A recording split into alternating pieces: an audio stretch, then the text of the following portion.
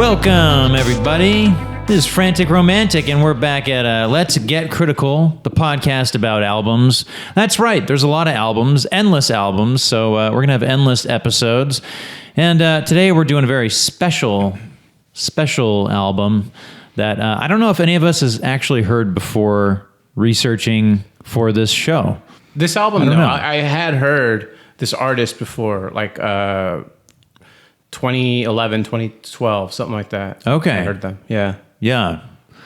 Well, cool. This is a Bella pick, and unfortunately Bella wasn't able to make it today, but hopefully Bella gets to watch this episode, and we'd love to hear from you, Bella, about what your opinions are on this album, because I definitely was thinking of you when I was researching this and listening to the album. Obviously, we're Frantic Romantic. We're a band. We play music. We write music. We write and we play music. We make music videos. And then one thing that I think everyone has in common is that we like music. That's not our music as well. Right. Joined with me always is Ruben and Zeke. And no special guest today, so it's a little bit more intimate. I'm into it though. Just hanging out with the other two musketeers here. So Frank Ocean, Blonde is the name of the album. It was an LP that came out on August 20th, 2016. Some fun facts about Frank Ocean, because I had not heard of this gentleman before researching this album. He was born in Long Beach. He is 36 years old currently. This album was recorded over a span of 3 years, from 2013 to 2016, which is, we know what that's like. Yeah. Recorded in 3 different locations: London, New York, and Los Angeles. Oh, wow. The genre is regarded as avant-garde soul, and this was under the label Boys Don't Cry. This is Frank Ocean's sophomore album. The album has earned 620,000 album equivalent units, 348,000 of which were physical copies sold. And it's generally considered his best album. Now, before we get deep into this, I had a philosophical question for you guys. Yeah. Do you think there will ever come a point in time where we stop referring to streams as album equivalents? Yeah, I think a lot of people already think that way. I think people that grew up with physical media still attach that label to things. But I think a lot of the younger cats out there already think that way, Yeah. I think it's kind of like what we always say, where like the old fogies die out. Well, eventually we'll become the old fogies, and then the lingo will just change, I mean, I am curious, even just the term album and the concept of an album, right? And being an album artist, if we're going to swing in a direction where that completely just goes away, or are we going to swing in a direction where that comes back around? That's a good question, because there's a big resurgence in vinyl. So, we're seeing EPs and LPs, referred to in that light. So I don't know, I think vinyl heads are still going to be around when we're gone. So I don't know. Yeah. It's pretty crazy, because I remember being a teenager and letting a friend borrow an album, and in the next couple weeks, he still has it. And I'd be in his car and I'm like looking at the bottom of like the, On the floor. And I find my Stain CD. I'm like, bro, it's out of its case. It's not even in the case. It's laying there. And I'm like, bro. And he's like, oh yeah, you could have it back. So the newer generation is never gonna have that problem. Hopefully they won't. But it's the digital media, man. You don't really have to let anybody borrow anything physically like that. Yeah. Hey, in some ways, that's a blessing, right? I mean, how many times? I can think of so many times where someone has borrowed some physical media from me and has essentially never given it back. And I can think of some times where I've borrowed some physical media from people and I've forgotten to. I think you still have give my it back. Frusciante CD from like 2014 or something like that. Do I? Yeah, I think so. It's Okay. like, I'm going to have to find Shadows that. Collide with People. Yeah, I got hella Yeah. good shit, man. I didn't give it back till like years later, like Scar Tissue. Oh, yeah. right? There's a Pink Floyd. I think I might have. Yeah. some in the behind the scenes. That's funny. You know, I had a friend. His name's Eddie Portillo. I let him borrow Slane Castle, the Red Hot Chili Peppers concert. Oh, yeah, I which is remember that. It's an amazing, Yeah. concert. And a while had gone by, and I was at his house, and it was just chilling on his coffee table. And he's like, "Yeah, that's cool. Yeah, I'm probably just gonna keep it, right?" Like he left the room, and I like grabbed it and put it in my bag. I was like, "No, you're not." Nope. That's Well, I mean, it's Crazy. Right? Yeah. Take it back. how honest of him to just say, "Yeah, I'm just gonna, this is mine. This This is mine now. I was like, "No, it's not." Ridiculous." I remember I let someone borrow. Okay, I don't know how familiar you guys are with Futurama, right? But it got canceled. Yeah, I canceled a couple times. And then they had the 4 movies. yeah, So they Bender's Game, and right, yeah, and so they had those 4 movies on DVD. yeah. And the cases for those DVDs were like the paper, not paper, but like whatever, cardboard or The one that goes over, you slide it on, right? yeah. Was it like Digipacks kind of, or Sort of like digipacks, maybe. Yeah. So I let someone borrow all 4 of them, and then when he gave them back, they were all just pancakes smashed, just flat. Oh man. And he handed them over like, "Oh yeah, here they are." I was like, "Ah, damn it!" But hey, kids, you don't have to worry about that nowadays because you got your Hulus and your Netflixes and your Apple TV. Right? Apple TVs and your Peacock and But with music, I think, and I've been reading a lot of articles on the kind of like the failure of that business model. oh, absolutely, So of streaming. I think it's good if you have some kind of physical stuff. Of streaming. Absolutely. Exactly. Yeah. I know I'm always happy. Like my aux thing broke in my car, and I don't have like a Bluetooth feature on it because it's an older car. So I still have my CD player, and I just pop in CDs. Yeah. No, there are merits to physical media, right? Yeah. And then you could talk about lost media, right? Like, SLC Punk, right? Oh man. Yeah. so that opens up a whole conversation. And honestly, you don't actually really own anything unless you own a physical Physically, copy. right? Yeah. Right. Yeah.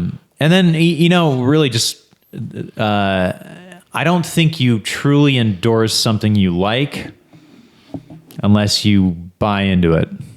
Yeah, absolutely. And I think that's kind of how a lot of people treat music still, is sort of like, I really like this musicians, so if I'm going to their concert, it's like I'm going to buy merch or I'm going to buy their CD. Yeah, like record. I actively still do that. I got really into Church's Love Is Dead. And, I streamed it 1 million hours, right? And then eventually I was like, you know what? I'm going to buy this. Like, Yeah. I want to own the physical copy, and I want to make sure that they get something out of it, even if it's a nickel, whatever. I don't care, Yeah, and there is still that. I think, and who knows, man? I don't know. I can't speak for Gen Z and Gen Alpha, but I kind of feel like there is that need for physical ownership, Tangibility, right? Yeah, physical ownership of something. Totally. Right? Yeah. So, with that said, we're talking about Frank Ocean with his sophomore album Blonde. Before, and again, just to repeat, like, I didn't know anything about Frank Ocean, not one thing about Frank Ocean before listening to this. I didn't know what to expect. But I found this album to be surprisingly like exploratory and like ethereal and like avant-garde hit it right. there's like on the a head. lot going on. Yeah, which is yeah. great. I think it's like really cool. And Yeah. now I get to walk away being like, maybe I'll check out his other albums, right? Yeah. Yeah. So what did you guys think? Some general thoughts. I think this one was a lot more experimental than the first record. The first record was the one I was shown by a musician that we all know named Jorge Ramirez. I remember him always kind of referring to Frank as like one of his goats. You know what I mean? One of the guys that he wanted to kind of do what he was doing. And you listening to this now, you kind of, it makes sense, right? You like kind of get the reference. I think he definitely wasn't afraid to try things in the sonicscape, which I thought was very cool on this record. Yeah.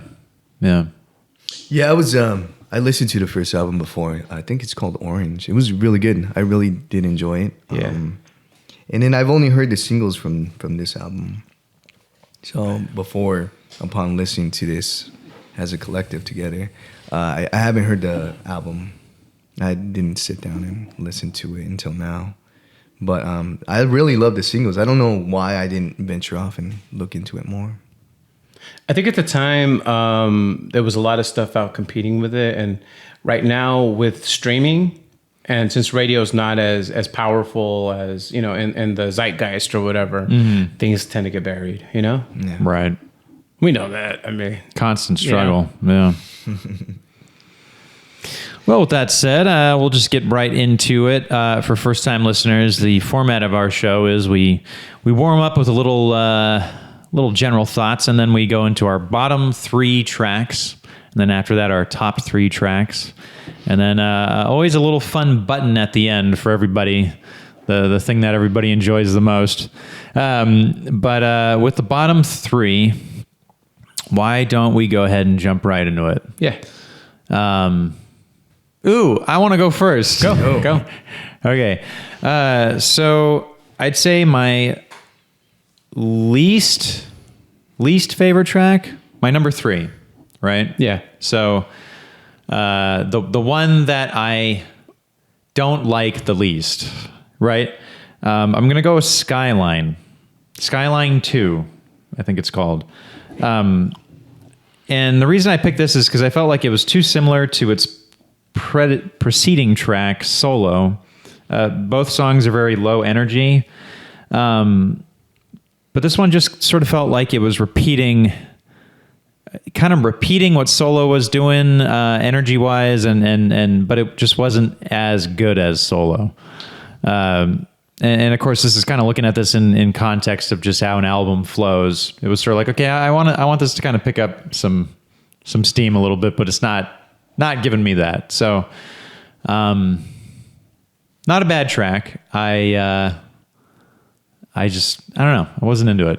Yeah, no, I totally see what you mean. Like sometimes it's okay to have something that's going to be very low energy, but you got to take it somewhere, right? Right. It's got to be an interesting road. And I totally see what you mean by that.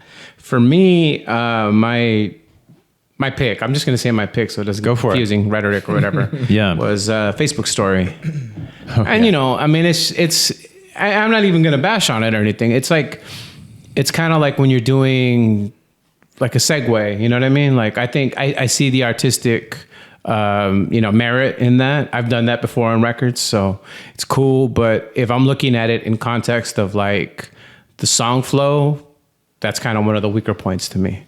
Yeah, I agree with you. He's all talking about, because I didn't accept her request in front of me, she said I was cheating or something like that. I don't know, something like that. Well, and to that point, I will just say right off the bat, I excluded the skits. Yeah. Not to say that you guys had to do that or whatever, but I didn't get the memo, man. Yeah. No, it's totally fine. I do like all the skits the least. Yeah.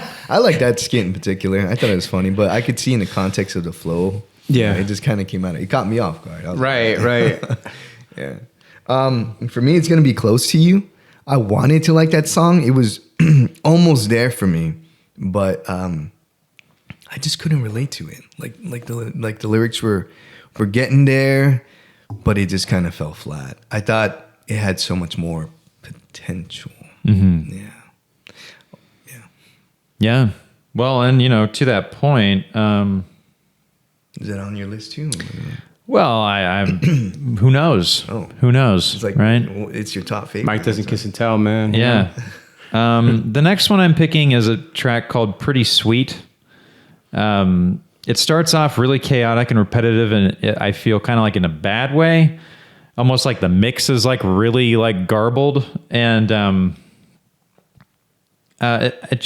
it reaches that point in the album. So this album's 17 tracks. It's an hour. Yeah. Right. It's an hour. Yeah. And by the time you get to Pretty Sweet, it's like there was just this feeling I had, like I'm getting really kind of like bored. And you know, there are a few songs on the album where there's not enough movement with the actual songs themselves, and I felt like Pretty Sweet was like, okay, this isn't bad, but it doesn't go anywhere. It's like an incomplete thought, I felt. Totally. So, yeah. I think I can apply a little bit of what you're saying there to the next pick that I had on my list, which is a good song, and it was actually a single, and I think it's got a lot of listens, and it's probably a hot take, but for me, it's Ivy. Oh, bro. Oh, okay. I think Ivy's a cool song, but when I'm listening to it, and I was listening to a lot of the album in general, I was just kind of like, what is it? What is it? Like, it's good, but there's something, and it's percussion. It needs percussion. Oh, yeah. And I think that's kind of what you mean by the lack of the movement, because, I mean, it's there. It's tight. It's good. There's a lot of reverb. There's a lot of, like, spaciness in it. But that percussion really would have taken it, I think, to the next level, you know, with something like Ivy. I think Ivy could have been +1, you know?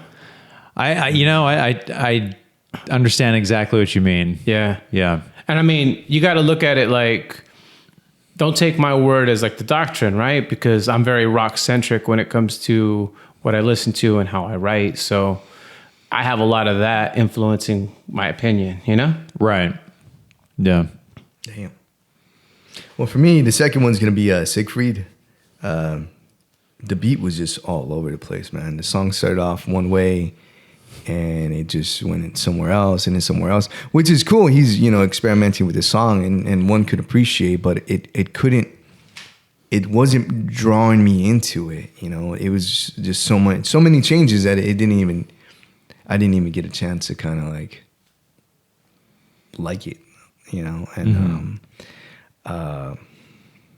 it's just a subject matter. I don't even know what he was singing about, which is cool. You know, I like stuff that's surreal or kind of doesn't make sense, but it makes sense. It makes sense to the artist. Yeah, it's abstract. And some of his stuff is like that. It's just this song. I think we could have done without it. Personally, that's the way I feel. Mm-hmm. Reminds me of that Korn video where Snoop Dogg's playing Monkey. And he's like, you don't understand. This is about transistors and shit. He's all trying to be all abstract, you know? Little John was in that video, too. Yeah, Little John was in it, too. Exhibit, yeah. An exhibit, yeah. Yeah, that video was funny. It was. What about you, Mike? You know, my least favorite track on the album is Close to You. It was... It's just, you know, it was a completely unnecessary song to have on the, like, for one, I think it was only like 2 minutes long. It felt like it was about to go somewhere, and then it didn't. Yeah. He had this filter on his voice, and I think that was like, in some way, in his mind, maybe like the selling point of the song. Yeah. The novelty of the song, but it just kind of fell to lunch or something. Just kind of a nothing track. Yeah. Yeah. They could have easily had an album that would have been just as successful without having that song on it. So, you know, and it's funny because this is coming in an era where you really don't need fillers. Like, people can release 4 songs and call it an album. You know what I mean? Like, that's the era we're in now. And I don't know, but maybe this was 2016, right? 2016. So it's like right on the line when that was starting to happen, I think. Yeah. So maybe, I don't know.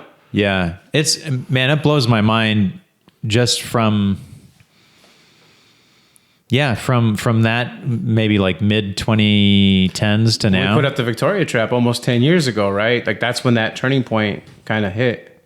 So much has changed culturally, right? As it does. Yeah. But usually when you make an album, well, back then, did it have to be a certain number of minutes? You know, or is it generally? You know what? 45? Working on this record, I remember just in talks with the producer we were working with, where he would kind of say, "Hey, you know, the last project I did, we had to make sure we did at least 43 minutes that was submitted to the record label. Yeah. For them to feel good about giving us that budget, you know? And you're talking about Frantic Romantic's brand new Brand new LP. album, yep. PRE. That's right. That's right. You can get it online on our website. Yeah. And like, but all along with that, with our record, we already knew we were going to do a double. So we were like, we already crossed that number, you know, it's a double. Yeah. But yeah. Interesting. Yeah. Well, because I know that there's some punk albums out there that were like 30, 35 minutes. Right? Sure. I do remember that. The Strokes, the Strokes' first album was, I think, a half an hour. Even the second one was really short. I remember listening to it, Room on Fire, which I love. Yeah. And just being like, what? It's already on the first song again? Like, what the hell? Really? Like, that's quick, you know? Yeah. Yeah. I guess it could be like a good or bad thing, right? Because I remember listening to short albums and I was kind of disappointed. It was too short. Too short. Yeah. I think it really just depends on the vibe of the band too. Like, you know, the Strokes, I mean, their brand is just very fast paced, but short, radio friendly tunes, right? Yeah. You're in and out of there in 3 minutes. But yeah. So what's your least favorite song on the album? Is it my turn? It's your turn. Yeah. Oh shit. Nikes, man. I didn't really like it as an opener. I think it didn't represent the album as an opener for me. I loved the song. After that, I thought that should have been the opener, but then we're gonna discuss that after, right? Because it was on somebody's bad list, you know. But yeah, I just thought, man, like it should set the tone. The first song should kind of set the tone for the rest of the album, so you could get you hooked and be like, all right, I'm ready for this. But Nikes didn't do that for me. You know what? Actually, I said a lot, but I actually didn't say what my bottom one was. Oh, I'm sorry. No. Go It's for cool. it. It's cool. You did, right? It was Be Yourself. Oh, okay. Again, another skit, you know?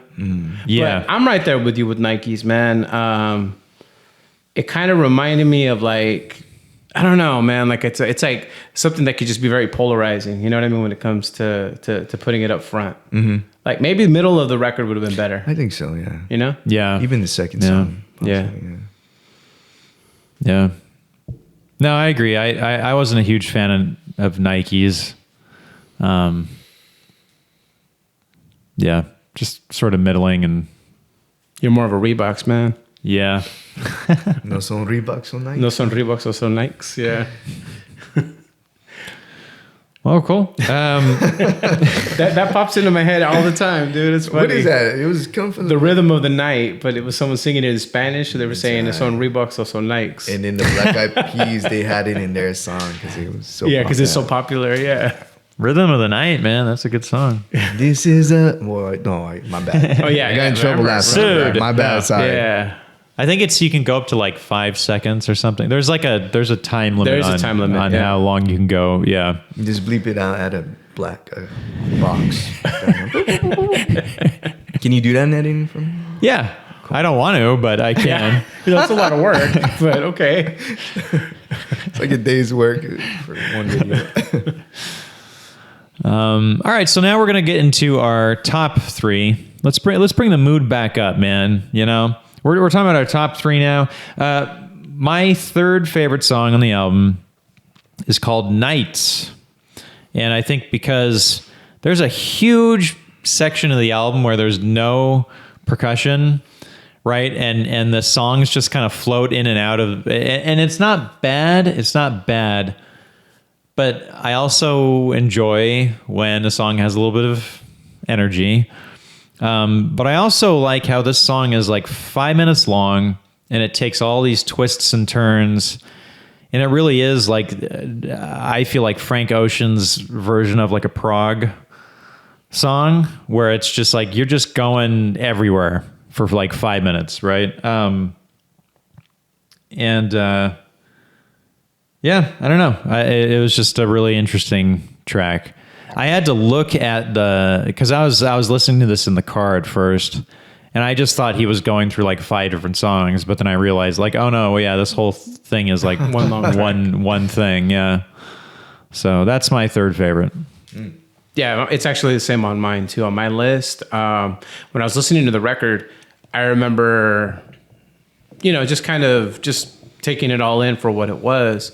And when this one came on, I thought, hey, the production's better on this. Mm-hmm. And like you said, it's the percussion. Percussion picks up on it. And then I started noticing little interesting things he would do with like synths and stuff like that. And like kind of took it somewhere. And I was like, this is a jam. This is cool. This is very cool. It's crazy that you mentioned that it felt like a single, because there's a lot of songs on this album that it kind of felt like they were nurturing it to be a single. Yeah. And in other songs he'd be really experimental. This is one of them. This is actually on my list too. Yeah. I thought it was a great single, and it was because I heard this on the radio a few times, and it had a very laid back, cool feel to it. I wish there was more songs like this on the album. I'm not hating on the album. I actually loved it. I think it's a background album that you put on, and you can fold your clothes, be working or cleaning. Yeah. But I really enjoyed this song as well. Yeah. Wow. Triple header. Yeah. We all agree. Let's see how the next two pan out, fellas. My second favorite is Pink plus White. And I think it's the first instance in the album where I felt interested. And apparently I'm not alone, because this is the one track on his Spotify that has over 1 billion listens on the album, which is like crazy. Go figure, right? Yeah. No, it just, what they do with the piano in that song, I think it really like brings you in. And it really dictates like a strong vocal rhythm too. Yeah, it's one of the few instances. I think a lot of the album kind of intentionally sort of is not very intrusive for the listener. Like it's sort of like you said, it's like background music, yeah. right? It's something you can relax to, and you don't really have to like. It's not going to have you feel a certain way. But I think this is one of the few instances in the album where it's like, oh, okay, like this really kind of brings you into it. Yeah, it takes you in. from being like a peripheral listener to like actually focusing. Right? Yeah. So, yeah, Pink plus White. That's my number 2. Yeah, it's actually mine too. I feel like it was like the songwriting was very intentional on this one. Yeah. It was a little more crafted, and I feel like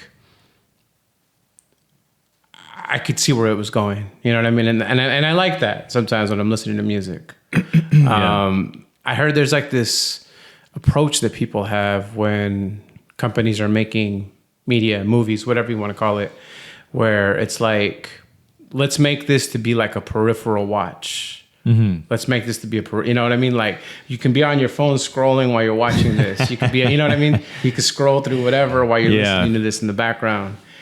And I feel like this doesn't apply to that, you know? Yeah. That's interesting. Yeah. That makes sense. Yeah, that does make sense. Wow, dude. I mean, because when you go shopping or go to the library or a supermarket, you can hear like or a coffee shop. So you could hear music in the background. It doesn't really distract you, but it brings you in. Yeah. They used to call that Muzak. Oh, yeah? Yeah. Muzak. That's I don't know why. I like that. I don't know why. Muzak. That reminds me of like sweaters, you know what I mean? Like sweaters with designs on them, you know, like Cosby sweaters. And like loafers. I don't know, you know? Man, I'm gonna have to go with Pink and White too. It is definitely on my list. I'm not cheating or. Yeah. Hey, Bella's not here for you to copy out for paper. I know. Yeah. I'm like over here. It's another banger, dude. I love the keyboards, the lyrics. It has a very dope beat to it. You know? I just think it was, like you said, it was well crafted. They put some time into it to make sure that it blossomed, and I think it was a highlight on. It's definitely a highlight on the album. It's something I go back and listen to and put on my playlist. So I really loved it. It's good. Yeah. Wow, dude, another triple. I know we deviate on the next one though. We Yeah, do for sure. very We much do. so. For sure. Yeah, this is Muzak to you. So my number 1 track on here is something you had in your bottom list. Oh man. And there's a very specific personal reason why I picked this for my favorite track. And I'm going to maintain some anonymity here, but we had a gig last night that was very stressful. And I'm driving back from the gig on the way home. I'm in the middle of studying this album, and this happens to be the song that comes on. And the lyrics just connected with me in that instance, right? And the first part of this song, before I reveal what the song is, the first part of the song is you know, it's Frank Ocean kind of saying like, oh, you know, why don't I just give up and like whatever, move somewhere else and have a big house and you know.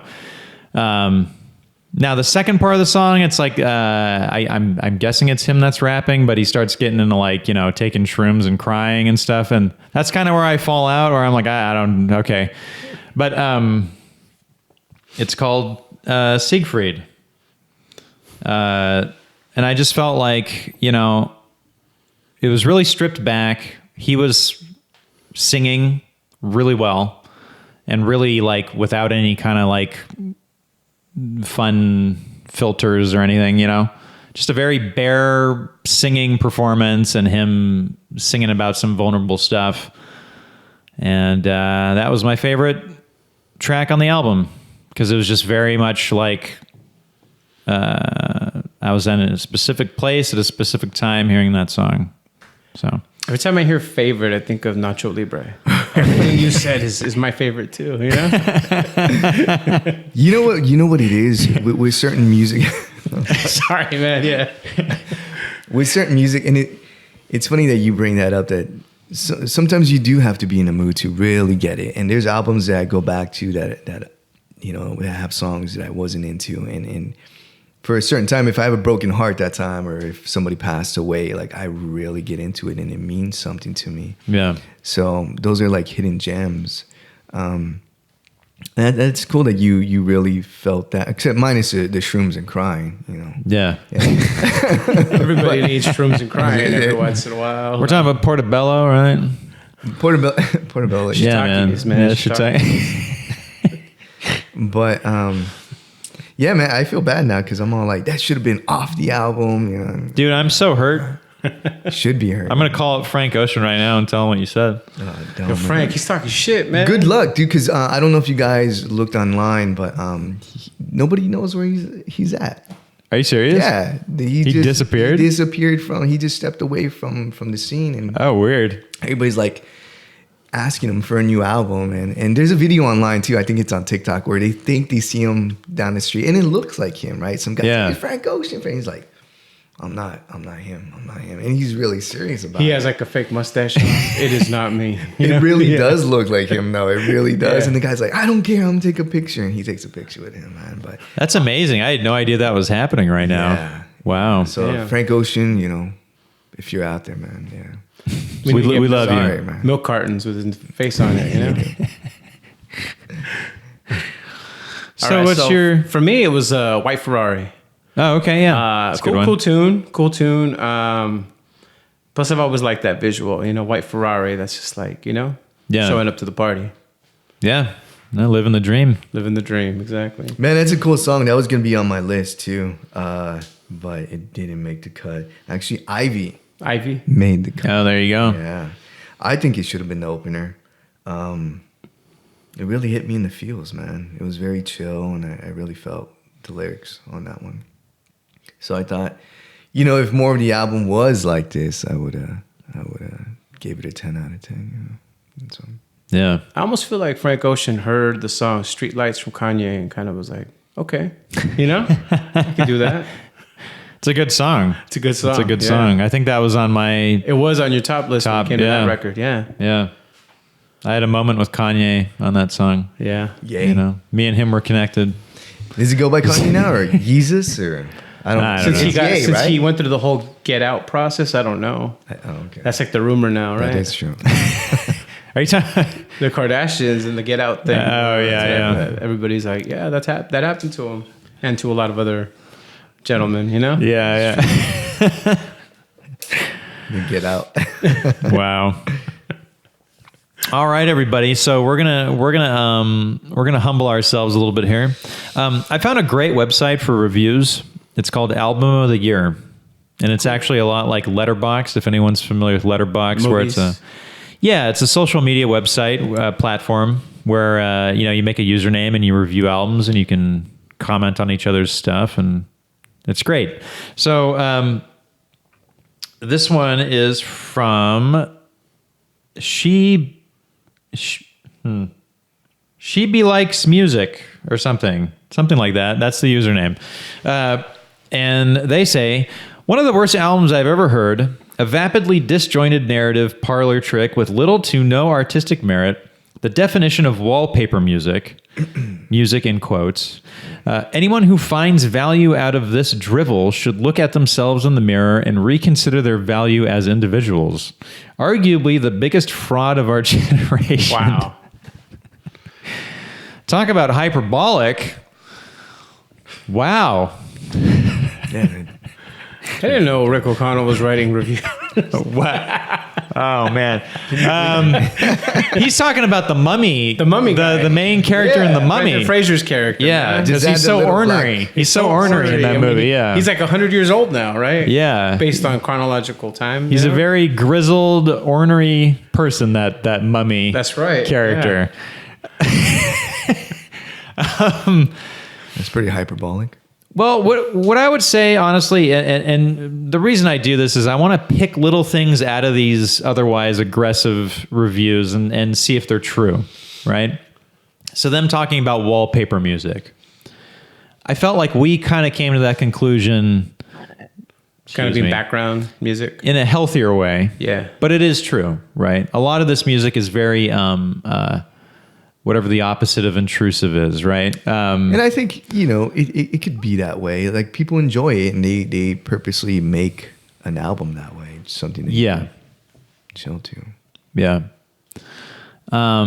But if Frank Ocean's listening, don't have your feelings hurt because you made a ton of money off of this and everybody loves you. Mm-hmm. So he's like, I'm about to come back, and he hears this. He's like, I'm still going to be disappeared. He disappears again. Still going to be disappeared. He comes back with an album with all drums. It's just all drums. All drums. That's all it is. Yeah. But any closing thoughts on Blonde by Frank Ocean? I really love this album. I really enjoyed it. I think there was a few tracks that could have been cut and it would have been like a classic masterpiece. Mm-hmm. But I think he did what he did and he made the choices based out of his artistic vision. Because I heard that's what he does. He's not really influenced by the record label or sales or anything. It's good. Producer, charts. so. And he had a huge boost. I forgot to mention this, but he had a huge boost for this album with Apple Music and iTunes. Like, they gave him a big debut Apple Music launch. So it's good to have that corporate entity, but also 100% honesty and creative control. Sometimes working in tandem, right? Mm. Yeah, I'd say finding that nice balance of that'd be great. That'd be ideal. Yeah. Yeah. How about you, Ruben? Any closing words? I like that that he didn't approach this like a pop album. He definitely wanted to go places and experiment, and I think this is a good example of that. I think back to a album reviewed not so long ago where somebody got very experimental and it was headache inducing. Oh, is that Lou Reed? Yeah. Oh, yeah. It was a brave first pick for you. It man. was, yeah. Yeah. We were talking about that last night. Yeah. I like what came here out of this. Like you said, I think had he maybe developed some of the ideas a little more and maybe had somebody on the team with more of those like pop sensibilities, or that they cared more about those things, those numbers or whatever. Mm. I think, it totally could have been a classic, mm-hmm. A masterpiece. But I think it's pretty damn good for what it is. Mm-hmm. Yeah. Well, there you have it, everybody. Frank Ocean's 2016 LP, Blonde. I wouldn't say it's like glowing endorsements, but we all found some great tracks out of it. I'd say give it a listen. It's definitely cool. And let us know if you're able to track down Frank Ocean, because apparently he's missing. He's missing. Or the guy from The Mummy too. Him too. Yeah, the guy from The Mummy. Yeah, let's not forget about him. Yeah. He has a very strong fan base that I've heard. So if we had any hot takes, we'll hear some backlash from that. The guy Please. from The Mummy? Man, that's No, interesting. not the guy from The Mummy. Well, with any episode, we would love to hear your comments and your feedback. We want to have interactions with you folks. Mm-hmm. We want to argue with you. We really want to argue with you. We should do another Marilyn Manson review then. Yeah, just do the whole discography. Yeah. Oh man.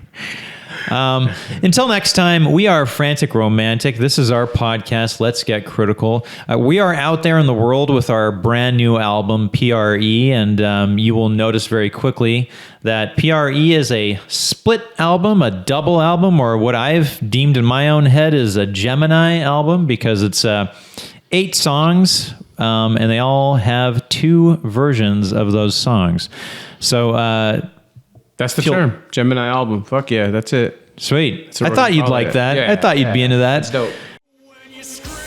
You may find more information about the band Frantic Romantic by visiting franticromanticmusic.com, as well as our social media platforms. We're always posting information about concerts, new music, and more. So please visit us, reach out to us. Let us know if there's any albums you'd love for us to review. Until next time, this has been Let's Get Critical.